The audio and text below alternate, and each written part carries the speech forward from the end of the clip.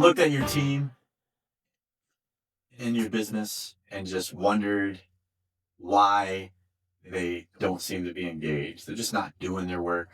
Everything you say to them goes in it one ear, out the other. It doesn't seem to be getting the job done. I've definitely had those moments, Jeff. Definitely had. I don't know in absolutes that the whole team gets like that, but I have my moments when I feel like the whole team is at that place. Like now, Yes. you're spinning your wheels and nothing's happening, right? Yes, for sure. You know, I read a stat recently that 78% of most teams are not even engaged in your business. 78 sounds like a big number, Jeff. 78%. It kind of fits into that 80-20 rule, the Pareto principle, right? Okay. 80-20 rule says that 20% of your team Mhm. is doing 80% of the work, Right. which would venture to mean that the other 80% is only doing 20% of the work. Mm-hmm. And that kind of fits with the fact that almost every sales team I've ever run, we've had a couple of superstars that really just knock out a major portion of the volume. Yeah. And a few people that are right there in the middle, always hitting their goal, the steady eddies. Mm-hmm. And then some people at the bottom that it doesn't seem like whatever you do, they're never going to hit their goal. Yeah. And they don't hang out on the team very long. Well, they shouldn't. I'm with you on that. Yeah. And so, interestingly enough, that also fits into the survey. The survey said that 13% of your team is actively disengaged. So, not only are they not engaged, they're spreading cancer inside of your team. They're talking bad. Job seeking elsewhere, probably. Yeah.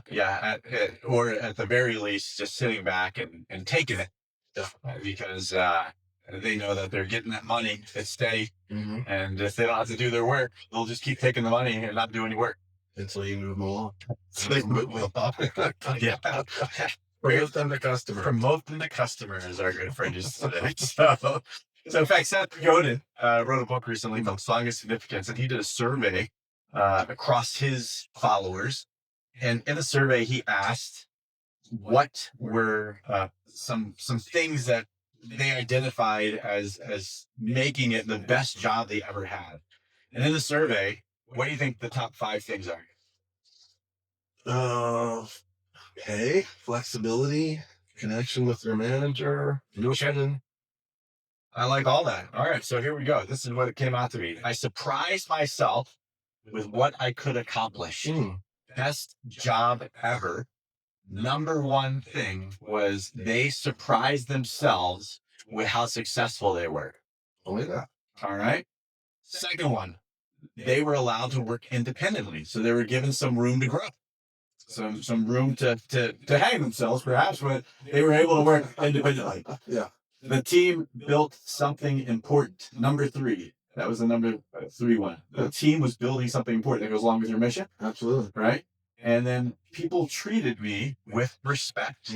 So the way the others on the team, the way their leader, it doesn't say specifically, it says people treated me with respect. In fact, money, oddly enough, 5, 6, 7, 8, 9, 10, 11, No. 12. 12th down. The 12th down, I got paid a lot. Those are the words. I don't know why. But I get to tell people what to do. Number 13. It wasn't difficult, the 14th, and I didn't get fired. Best job ever. I didn't get fired. Setting a high bar for that bottom 20%. So it got me thinking. Yeah. If success in the role is the most important thing to our people, why are only 20% of our people successful? Yeah.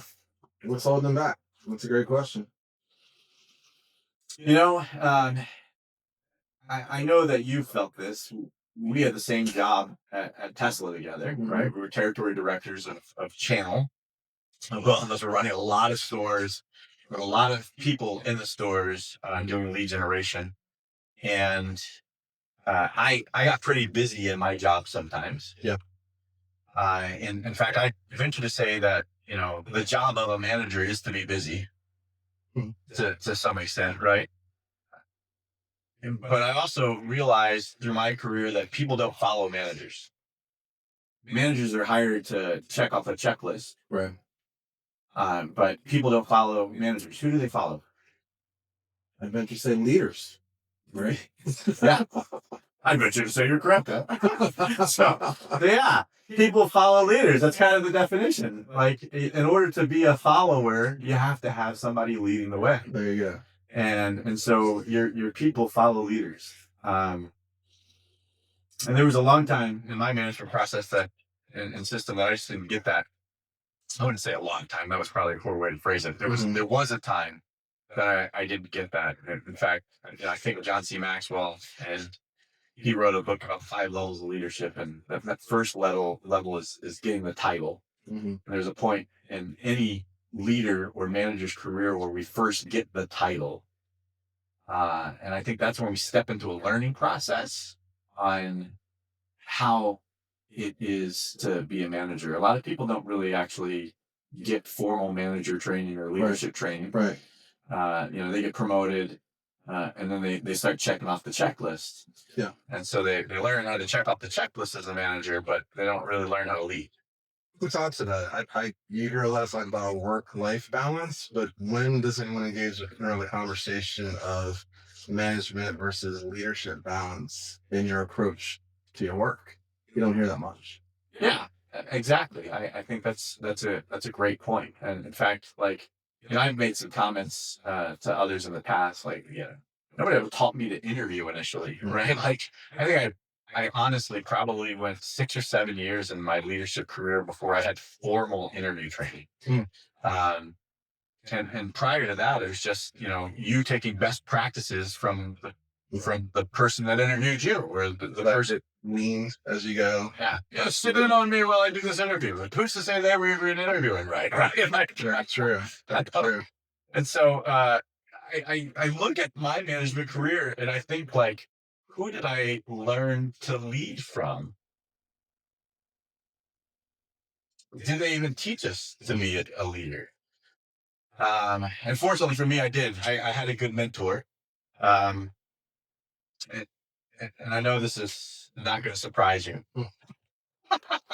But my earliest mentor was Chuck E. Cheese, not him himself, at Chuck E. Cheese. No, it wasn't Chuck E. Yeah. I get a little concerned. My earliest mentor was a rat. And on the table. Yeah. And inside of Chuck E. Cheese, my general manager, John Bacon, had a lot of good things to teach me. And so, I was fresh as a shift leader into assistant manager. And I was 18 years old. Wow. And as an 18-year-old who had a really hardworking work ethic, I wanted to make sure that the job was done well and I could look at it and just be really proud of my work. I did not do a good job at leading my team members, leading the people that were working on my shifts. I did a great job checking off the checklist and making sure that my closes looked great. In fact, so good that sometimes I was trying to correct the general manager. He didn't appreciate that very much. Sure, that did not go. Yeah, lesson learned. Knock that off, right?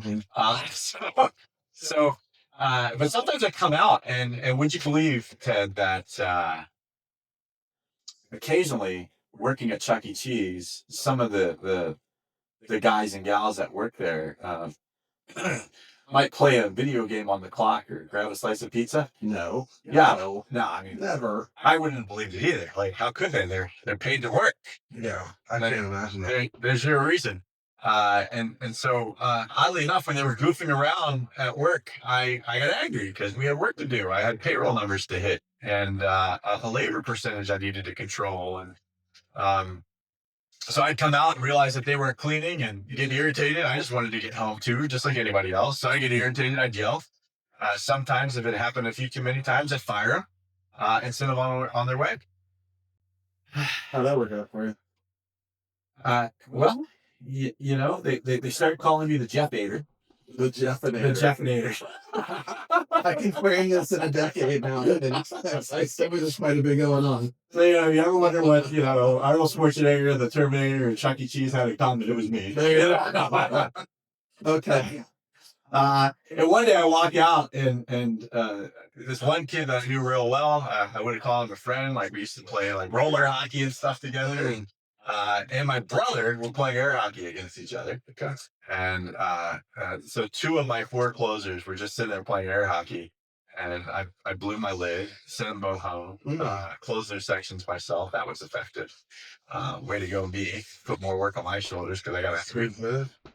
and you know, the next day, the general manager came in and he sat me down. He's like, "Hey, Jeff, you know, I will respect your decision always. I will always have your back. You're the manager. I promoted you. I believe in you. I can see some good things that are coming from you.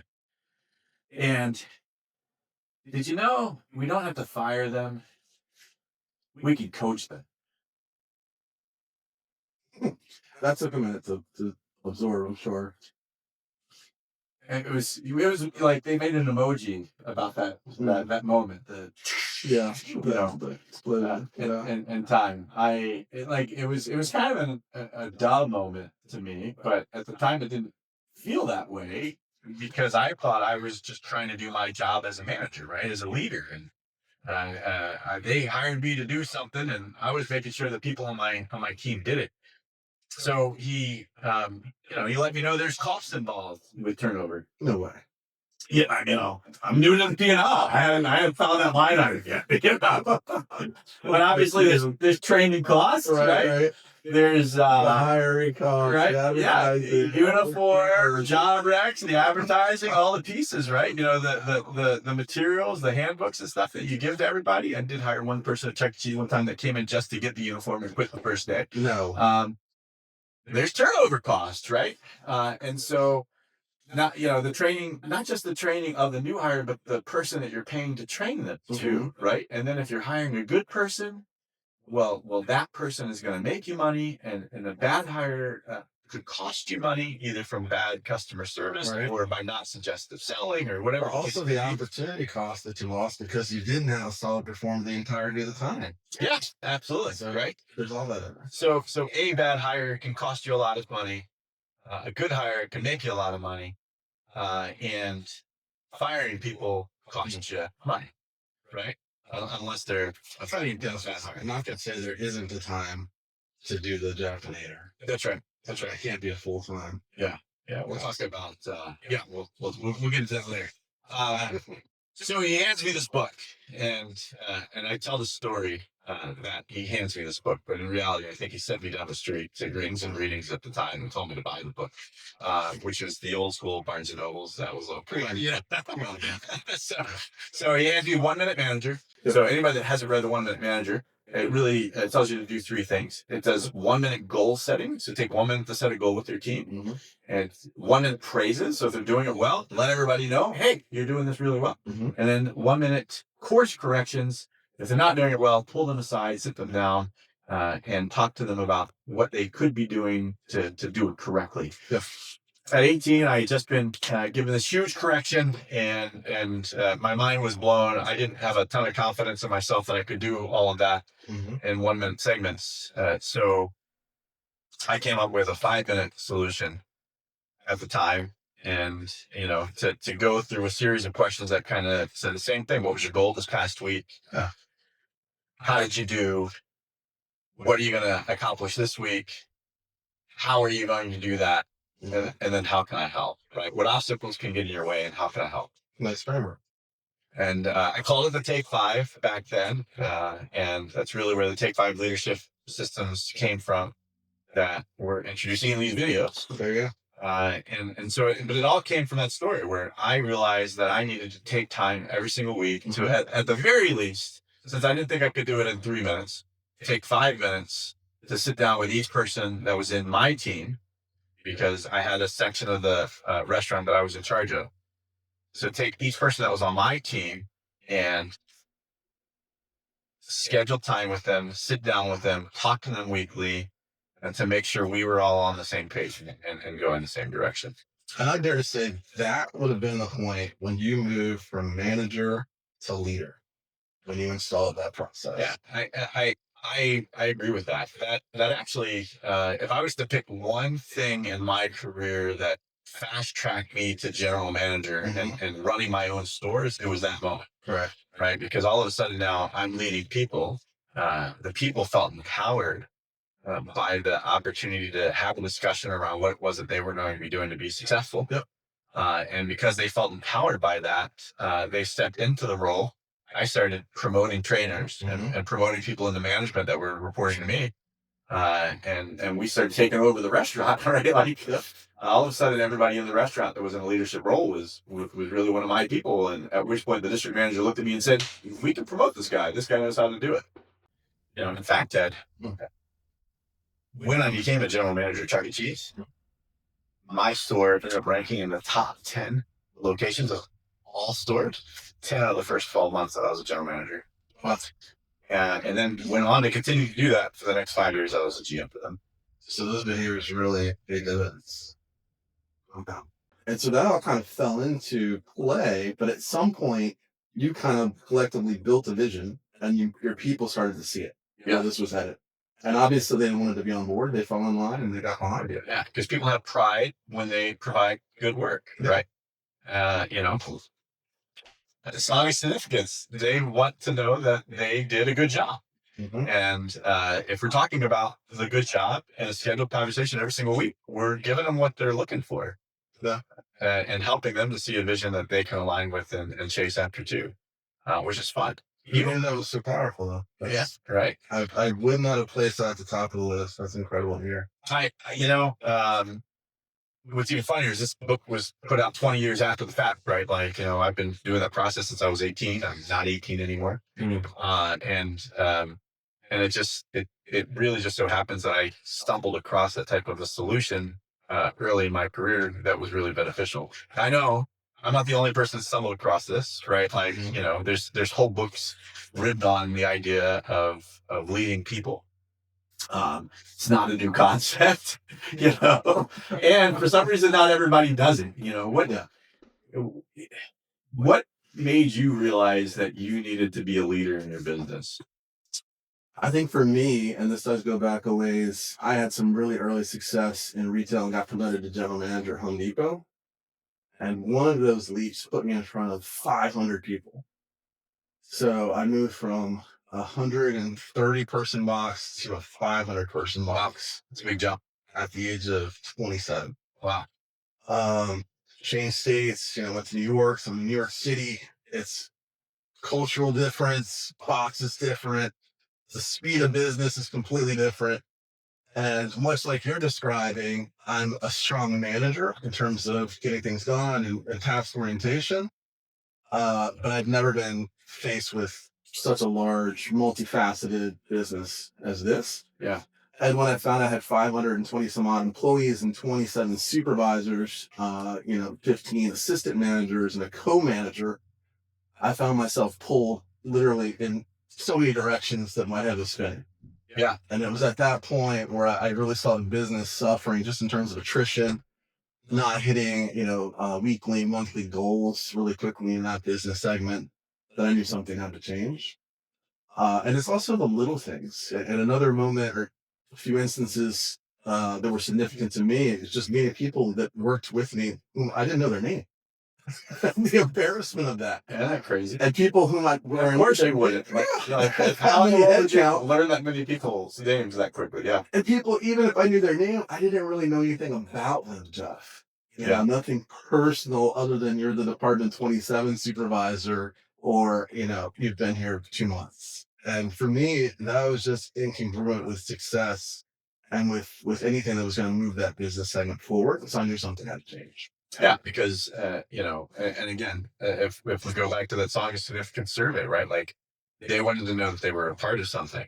Yeah. Right. And so whether it was a part of something inside of Home Depot or their work at Home Depot was allowing them to be a part of something outside of Home Depot. Yeah.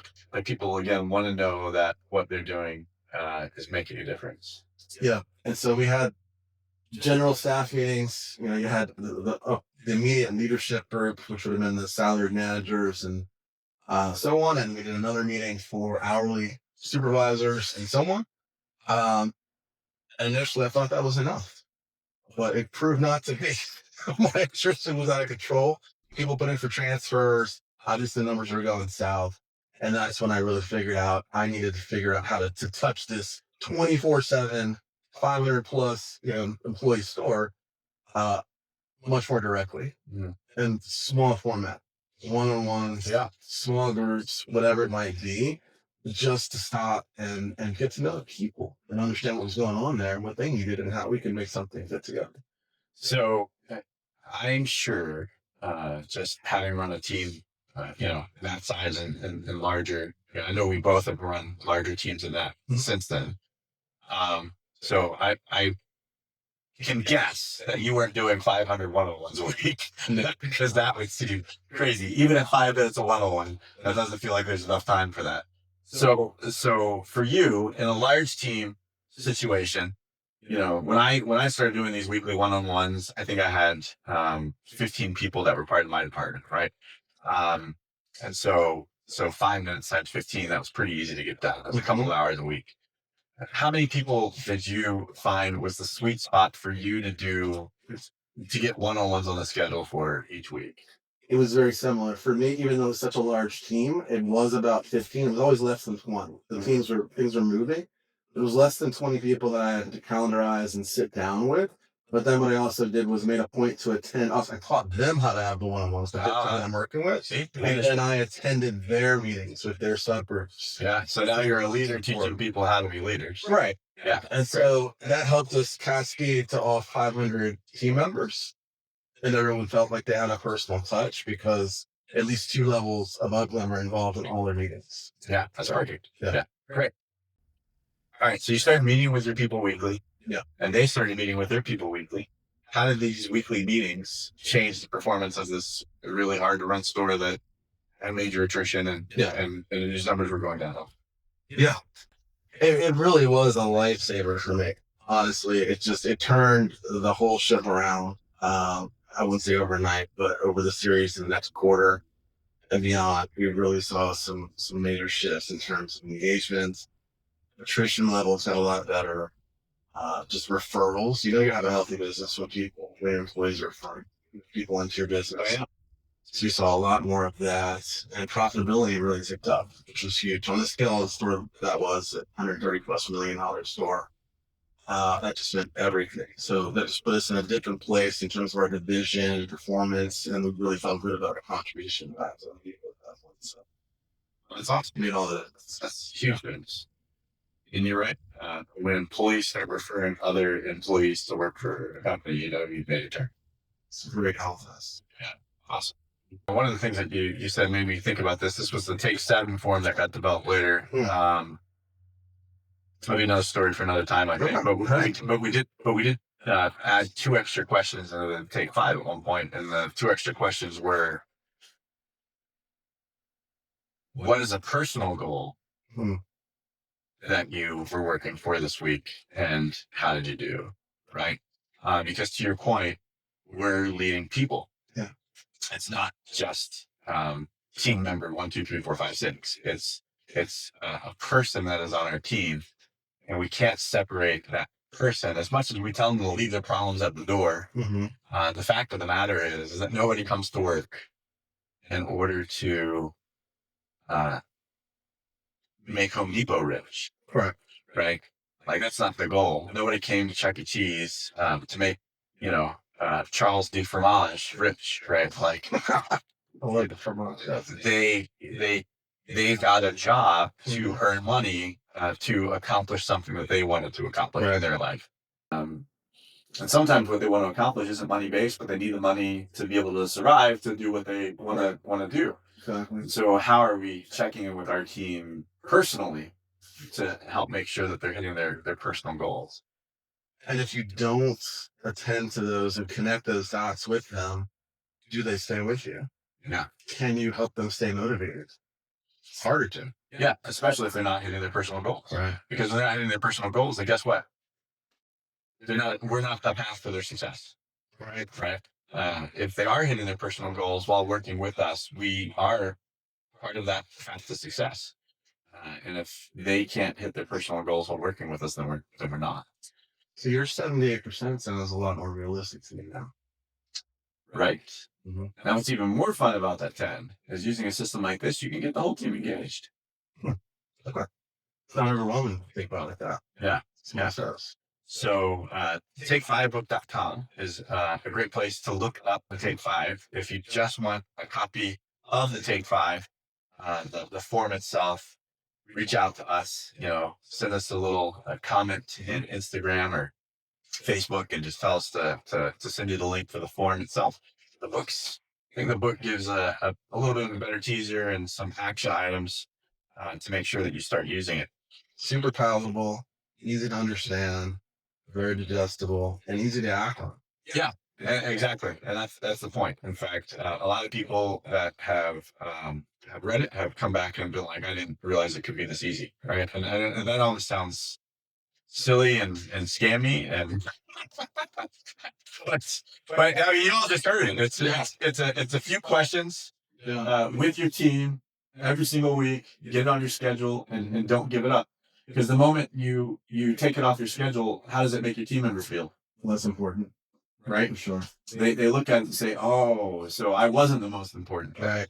Your credibility is mixed in there. This other thing was the most important. Yeah. In fact, sometimes that'll happen, especially with unengaged team members or that actively disengaged team member. Mm-hmm. Sometimes that happens and they just start to avoid you completely. Like they will skip their one-on-ones. Mm-hmm. I did that when I was like 5 and my parents wanted me to go to like a piano lesson, right? And I would just make sure I wasn't home. I would run away. Jeff, a piano lesson, but I can't picture things. I couldn't either. That's why I ran away. but adults will actively run away from the one-on-one too, if they don't feel as if you truly have their back, right? So Ted, what do you do when you have an employee that's not aligned, that is actively disengaged, and just doesn't really seem to be a good values fit for your organization? First of all, you're going to try everything you can to coach them and get them back into that position of contributory. But if you can't, obviously you have to take next steps. Yeah. We'll talk a little bit more about that on the next video. All right. Sounds good, Jeff.